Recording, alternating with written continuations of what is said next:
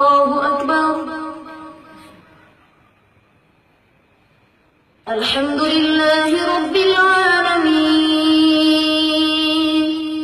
الرحمن الرحيم مالك يوم الدين إياك نعبد وإياك نستعين اهدنا الصراط المستقيم صراط الذين أنعمت عليهم غير المغضوب عليهم ولا الضالين. أفمن يعلم أنما أنزل إليك من ربك الحق كمن هو أعمى إنما يتذكر أولو الألباب الذين يوفون بعهد الله ولا ينقضون الميثاق والذين يصلون ما أمر الله به أن يوصل ويخشون ربهم ويخافون سوء الحساب والذين صبروا ابتغاء وجه ربهم وأقاموا الصلاة وأنفقوا مما رزقناهم سرا وعلانية ويدرؤون بالحسنة السيئة أولئك لهم عقبى الدار جنات عدن يدخلونها ومن صلح من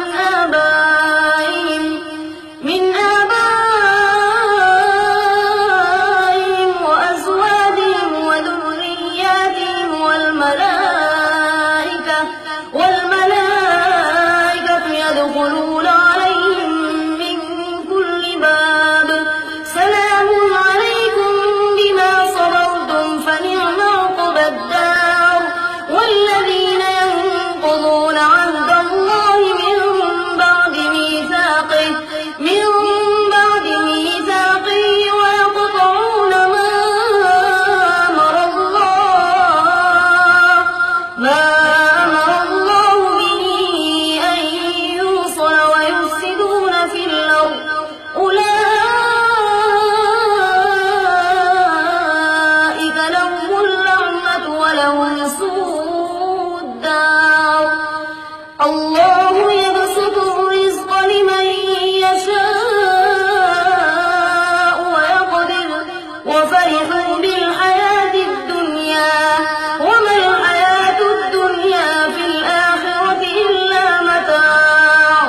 ويقول الذين كفروا لولا أنزل عليه آية من ربه قل إن الله يضل من يشاء ويهدي إليه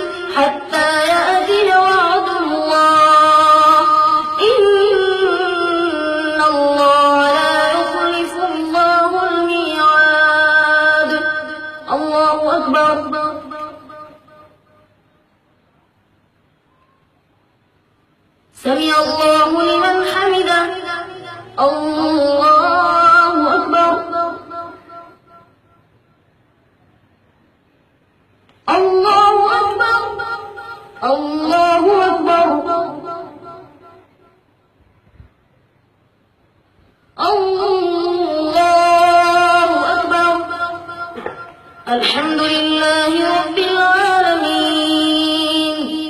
الرحمن الرحيم مالك يوم الدين إياك نعبد وإياك نستعين اهدنا الصراط المستقيم صراط الذين أنعمت عليهم غير المغضوب عليهم ولا الضالين.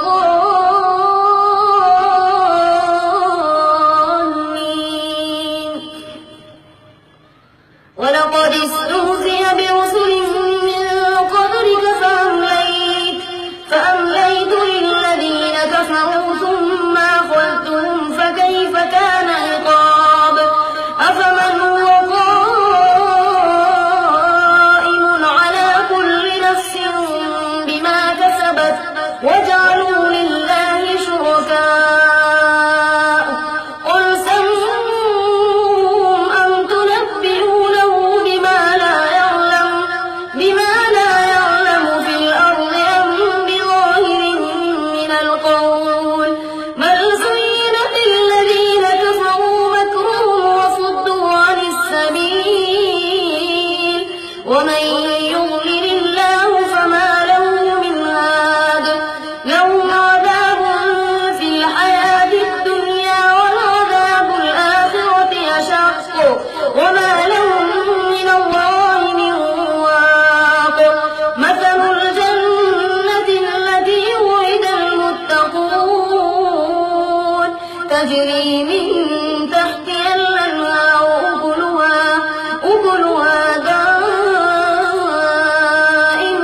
وظلها تلك عقبى الذين اتقوا وعقبى الكافرين النار والذين آتيناهم الكتاب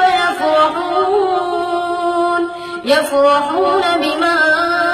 أنزل إليك ومن الأحزاب من